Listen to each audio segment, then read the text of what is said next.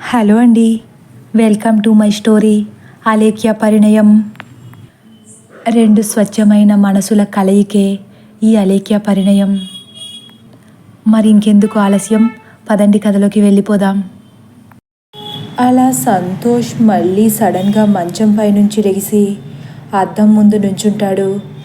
అద్దంలో తన ముఖం వైపే తదేకంగా చూస్తూ, ఈ పెళ్ళి జరగాలి, ఎలాగైనా ఈ పెళ్ళి జరగాలి, కానీ ఆదిత్య అలేఖ్యను ఎట్టి పరిస్థితుల్లోనూ చూడకూడదు. ఆదిత్యకు శిక్ష పడే వరకు తన భార్య ఎలా ఉంటుందో కూడా ఆదిత్యకు తెలియకూడదు. తెలిస్తే ఆదిత్య అలేఖ్యను వదులుకోడు. ఆదిత్యే కాదు, బుద్ధున్నవాడెవడు అలేఖ్య లాంటి అమ్మాయిని వదులుకోవడానికి ఇష్టపడడు. అందుకే అలేఖ్యను ఆదిత్య కనీసం చూడడానికి కూడా ఇష్టపడనంత అసహ్యం అలేఖ్యపై కలిగేలా చేయాలి. ఆదిత్య చూపించే ఆ అసహ్యాన్ని తట్టుకోలేక అలేఖ్యకు ఆదిత్య మీద విరక్తి పుట్టాలి. ఇంతలో ఆదిత్యకు ఎలాగో ఉరిశిక్ష పడుతుంది.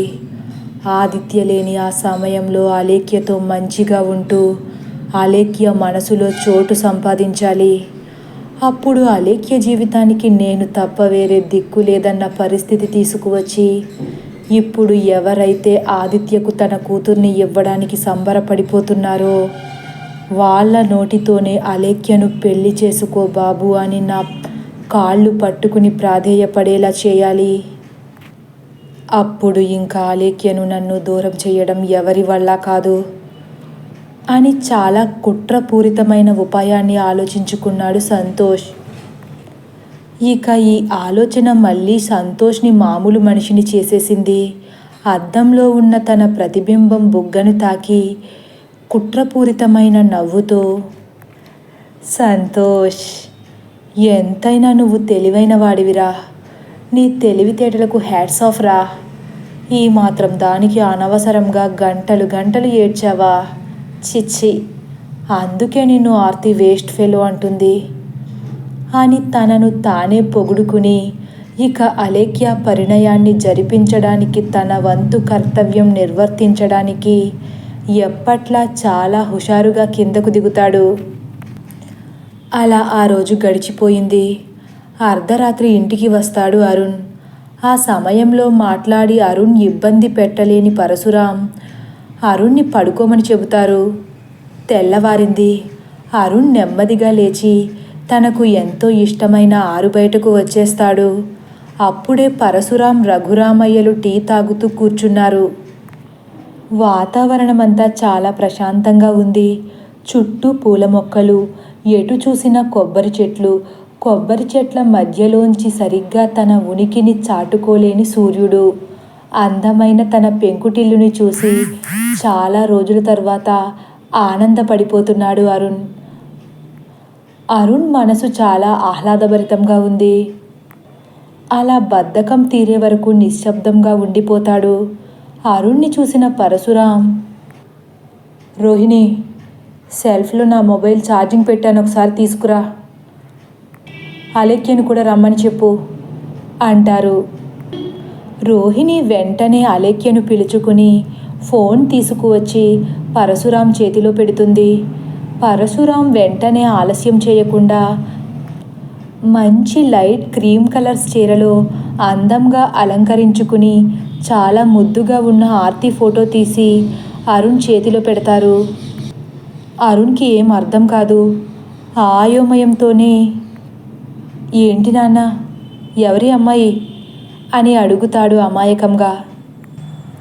ఈ ఇంటికి కాబోయే కోడలు అని పరశురాం అనేసరికి అరుణ్కి ఇంకా బుర్ర వెలగక, అవునా అని ఫోన్ పరశురాంకి ఇచ్చేస్తారు. అప్పుడే ఇంట్లోంచి వస్తున్న అలేఖ్య, అరే ట్యూబ్లైట్, ఆ అమ్మాయి నీకు కాబోయే పెళ్ళాం రా అనేసరికి అప్పుడే నోట్లో పోసుకున్న టీ చుక్క కాస్త బయటకు వచ్చేస్తుంది. అరుణ్ కళ్ళను అమాంతం పెద్దవి చేసి, ఏంటి నాన్న, నిజమా అంటాడు ఆశ్చర్యంగా. మరి ఈ ఇంటికి కాబోయే కోడలంటే నీ భార్య కాదా అంటారు గంభీరంగా. అలేఖ్యకు ఆ అమ్మాయి ఫోటో ఇంకా కనిపించలేదు. తనకు కాబోయే భర్త ఎవరో తెలుసుకోవాలని లేకపోయినా తన అన్నకు కాబోయే భార్యను మాత్రం చూడాలని ఆత్రం ఎక్కువైంది. వెంటనే, నాన్న, వదిన ఫోటో నాకు కూడా చూపించండి అని కాస్త దగ్గరకు వస్తుంది. ఇంతలో పరశురాం ఆదిత్య ఫోటో తీసి అలేఖ్య చేతిలో పెట్టి, ఇడిగో బంగారం, నీకు కాబోయేవాడు విక్రమాదిత్యవర్మ. ఆదిత్య అని పిలుస్తారు. ఆదిత్య చెల్లెలు ఆర్తి, అన్నకు కాబోయే భార్య. బాగా చూసుకోండి, రేపే మీ పెళ్ళిళ్ళు అనేసరికి అలేఖ్య ఒక్కసారిగా సంతోషాన్ని ఆపలేక పెదాలపై అమాంతం చిరునవ్వు వచ్చేస్తుంది. దాన్ని కప్పిపుచ్చలేక సరే నాన్న అంటుంది. కానీ రేపే పెళ్ళనేసరికి అరుణ్ ఇంకా ఏమీ అర్థం కాని స్థితిలోనే ఉన్నాడు. ఆ అయోమయంతోనే, రేపు పెళ్ళేంటి నాన్న అంటాడు. అప్పుడు పరశురాం ఏ పరిస్థితుల్లో ఈ పెళ్ళి చేయాల్సి వస్తుందో ఇద్దరికీ వివరంగా చెబుతారు. ఆదిత్య గతం విన్న అలేఖ్య సంతోషం మొత్తం వెంటనే నీరు కారిపోతుంది. అరుణ్ కూడా చెల్లెలి కోసం ఇలా అంటాడు. నాన్న, ఈ పెళ్లి చేయడం అవసరమా? డబ్బు లేకపోతే లేకపోయింది, ఆ అబ్బాయితో చెల్లి ఆనందంగా ఉండగలదా అని అనుమానాన్ని రేకెత్తిస్తాడు. అలేఖ్య కూడా నిరాశగా చూస్తూ ఉంటుంది. అప్పుడు పరశురాం, మేం కూడా ముందు అలాగే అనుకున్నాం అరుణ్. కానీ తర్వాత మాకు అర్థమైంది ఏంటంటే, ఆ అబ్బాయి సాక్షిని ఇష్టపడ్డ మాట నిజమే, కానీ ఆ అమ్మాయి బ్రతికి లేదు కదా. పైగా ఈ రోజుల్లో అబ్బాయిలు సంవత్సరానికి ఒకరిని ప్రేమిస్తున్నారు.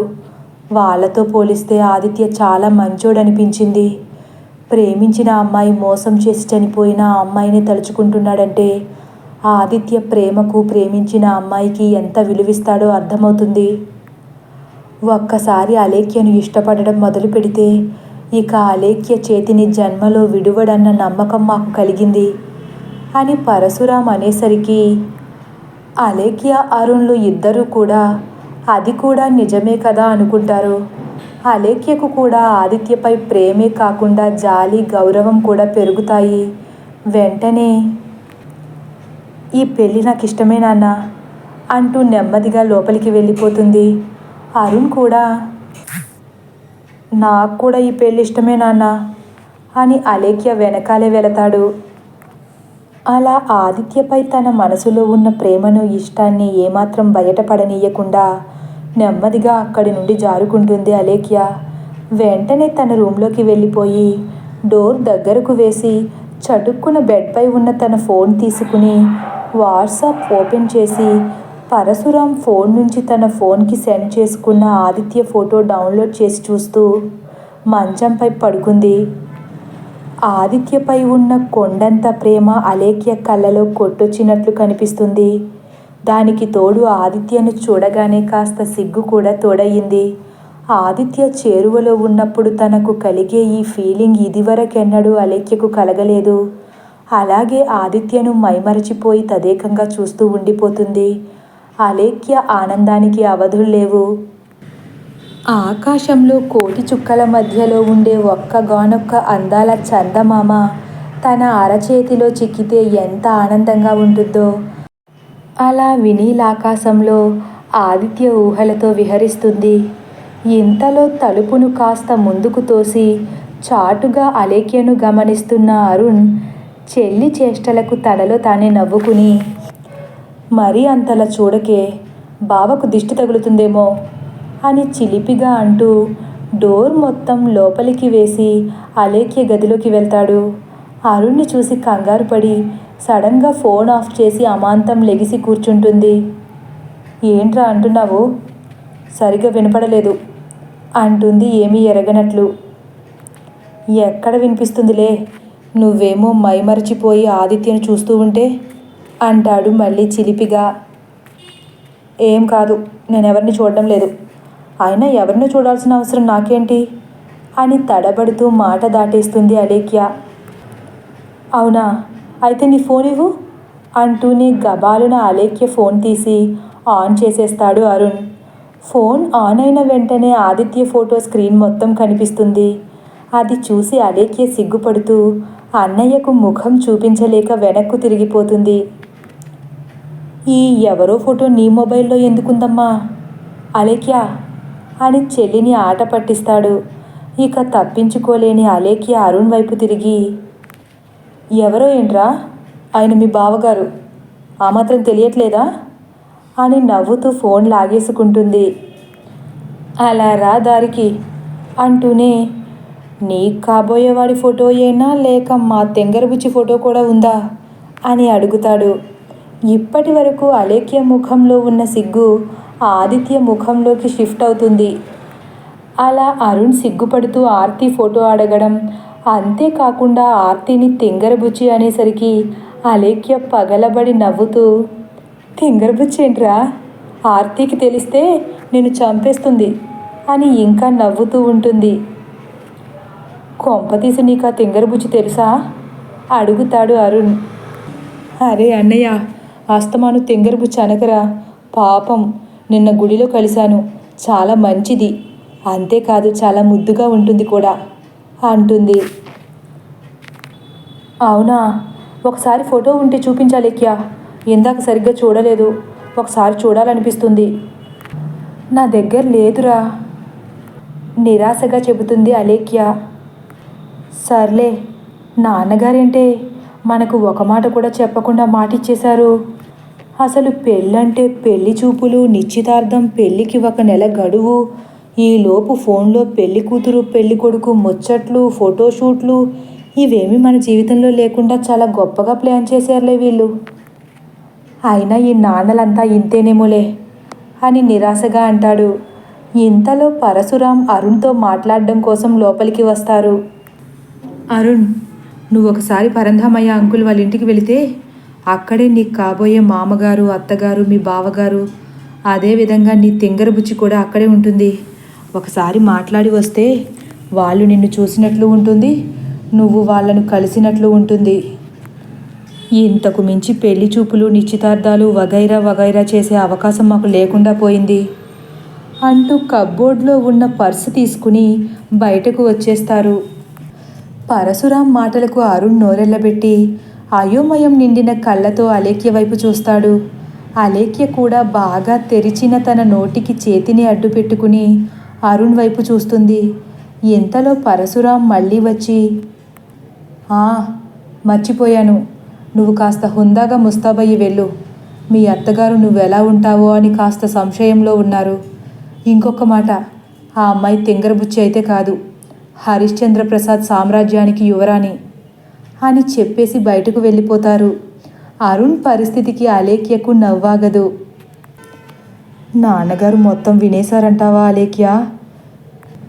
ఈసారి మాత్రం గుమ్మం దగ్గర నుంచి బయటకు తొంగి చూస్తూ అంటాడు.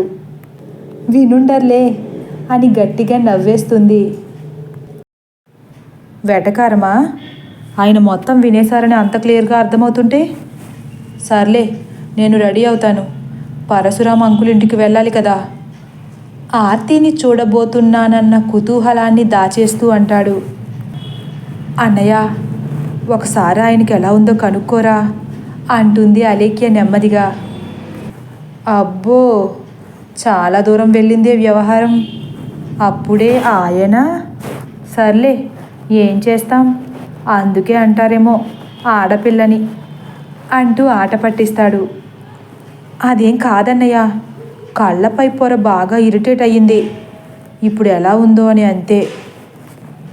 అయినా బావ కళ్ళు అలా ఉండడం మంచిదయ్యింది తెలుసా అంటాడు. అయోమయంగా చూస్తుంది అలేఖ్య. లేకపోతే నీ ముఖం చూసుంటే చచ్చినా పెళ్లి చేసుకోనంటాడు అని నవ్వుతూ అంటాడు. ఎంత మాట అన్నావురా అని అరుణ్ని కొట్టడానికి చూస్తుంది అలేఖ్య. అరుణ్ నవ్వుతూ అలేఖ్య నుంచి తప్పించుకుని తన రూమ్లోకి వెళ్ళిపోతాడు. అన్నయ్య మాటలకు అలేఖ్య తనలో తానే చిన్నగా నవ్వుకుంటుంది. తదుపరి భాగం కోసం వేచి ఉండండి. ఒకవేళ నా కథ కానీ మీకు నచ్చినట్లయితే లైక్ చేసి సబ్స్క్రైబ్ చేయడం మర్చిపోకండి. Thank you for watching.